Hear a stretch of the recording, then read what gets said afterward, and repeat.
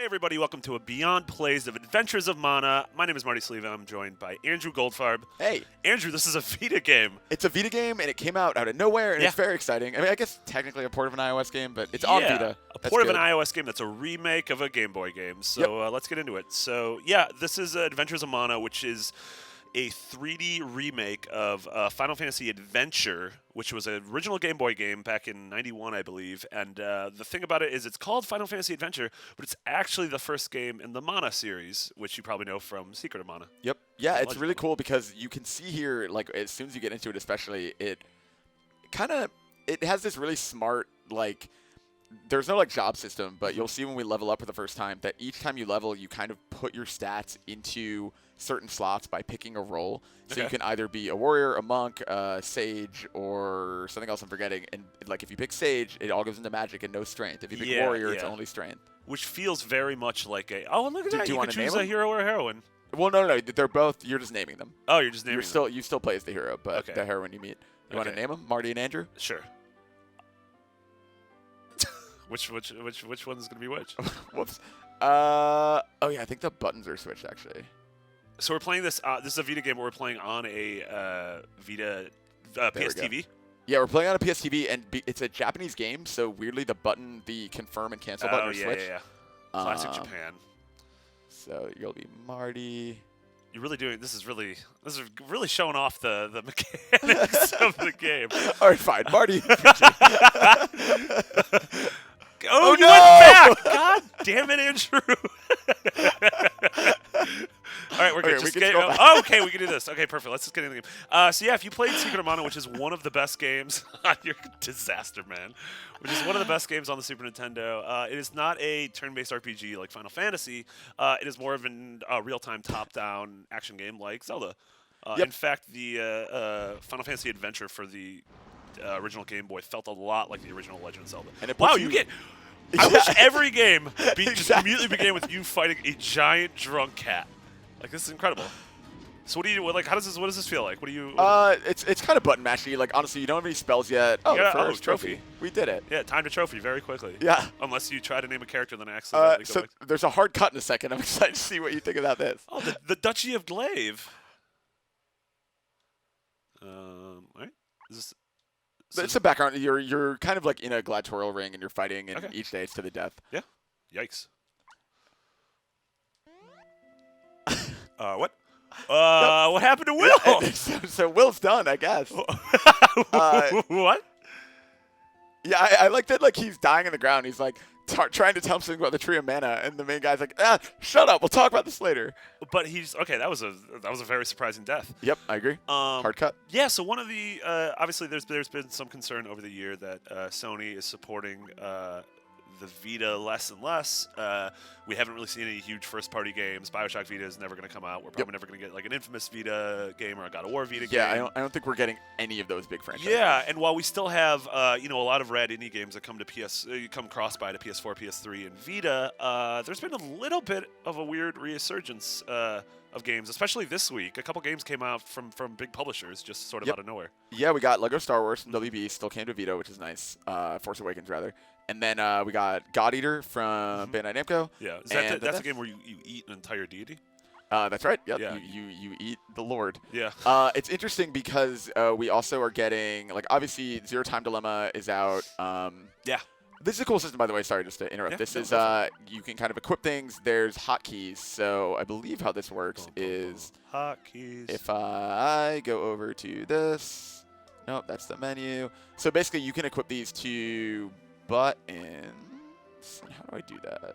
Yeah, you can equip it to one of the Vita's 16 buttons. Yeah, exactly. Well, it's sort of like, so those things up there at the top, so you can like so like a Zelda game where you sort of include items in different spots. Oh, it's funny if you look at the UI, because the UI very much does look like the UI of a mobile game. Yeah, and it, like, that's the thing. Like, you can tell that this was kind of an iOS thing originally. It sort of reminds me, and you see here kind of the screen scrolling, almost reminds me of a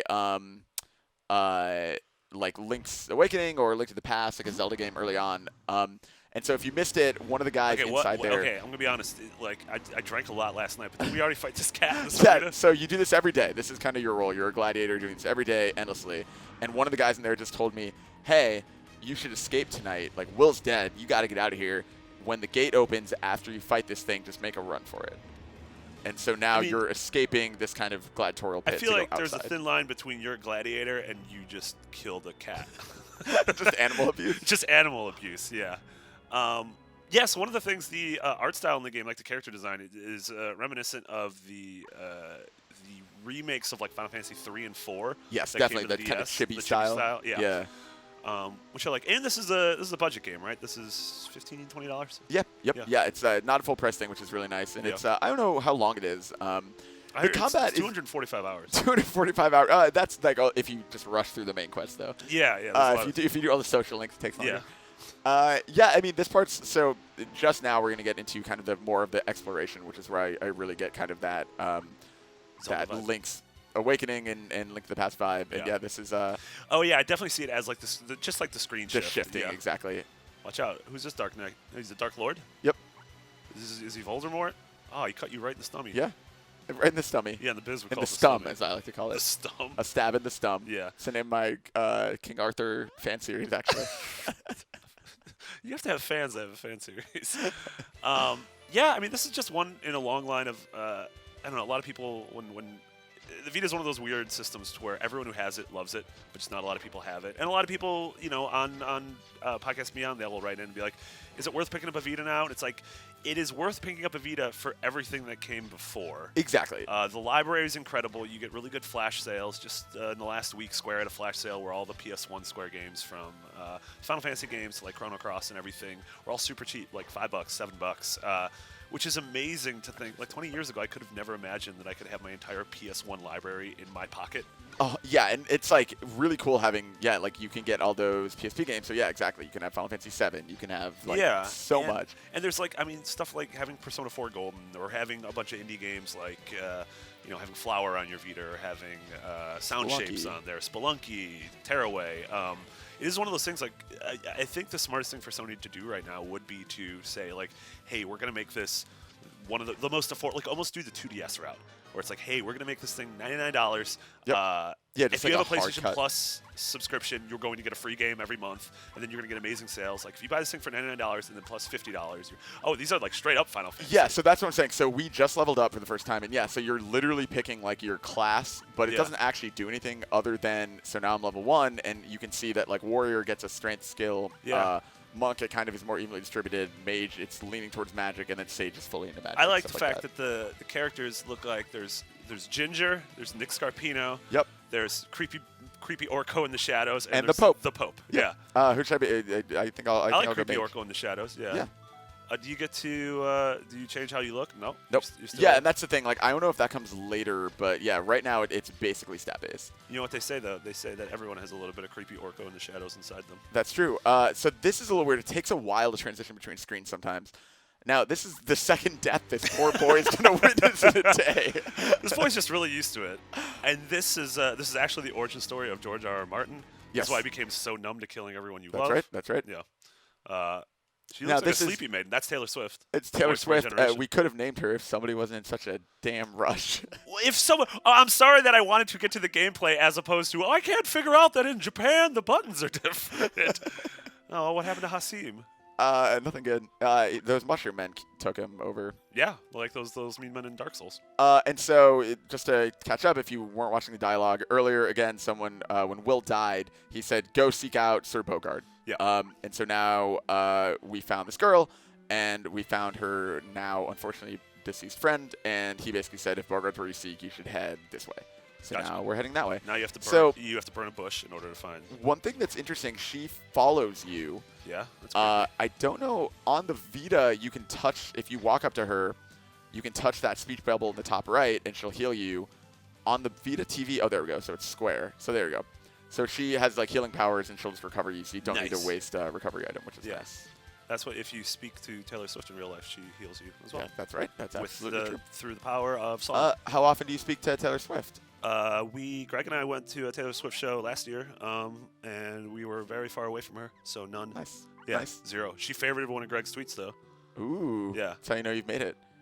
I like how it wasn't until that moment how that Greg often Miller realized he made it. You talked to Taylor Swift, and your answer was she favorited one of Greg's tweets once. I live vicariously through Greg's favorites. And so I don't know if you saw that we went to a town. Just a little in, and that's here. We'll come back to that in actually just a second because we're gonna get a thing in a second. Get the thing. And these guys are very. There's no real. You'll see in a minute. Mobs. The enemies kind of move back and forth to make it a little more challenging to avoid them, but in general, they're just hopping around, and you just have to kind of button mash and classic and beat 'em hopping. up. I think this is the first time I've seen Vita TV in the wild or PS TV in the wild. Yeah, they're really nice actually. I like the. It's terrifyingly small. Like It's very small, very thin, very light, and it has a cartridge slot, so you can play physical games on it with a DualShock 4 controller, which is just or kind you of can just nice. link up to your PSN account. Yeah. Yeah, if you give me 2.5 hours, I could probably eat it. Could probably eat it. Yeah, I think I could. Wow. Like, in terms of cutting it up, or? No, I could just gnaw on it and I'd get it done. It'd be fine. I have faith in you. But yes, this is our first Beyond Let's Play. We're going to be doing these. We're trying to do these once a week at the very least. We're going to have a rotating cast. We'll have Max and Brian and Alana in here. We're going to be playing new games that come out. We're going to be playing PlayStation Plus deals, games that are celebrating an anniversary, which a couple are coming up, and then just any weird thing we want to. I'm sure Max and Brian are going to just find very strange things to play, and then you and Alana will find things with dogs. Oh, dogs. Yeah, dogs. Oh, I hope we can play a dog game. Yeah, we'll play a dog game. It'll be great. Andrew, thank you very much. Thank you, Marty. This is Adventures of Mana is now available on the Vita. If you want to support the Vita and convince Square to bring other games like I Am Setsuna and Final Fantasy XII, wink, wink, nudge, nudge, to the Vita, check it out. Thank you very much, Andrew. For everything else, Vita, Podcast Beyond, and the ghost of Taylor Swift following you around and healing you through the power of song, you're already in the right place. IGN.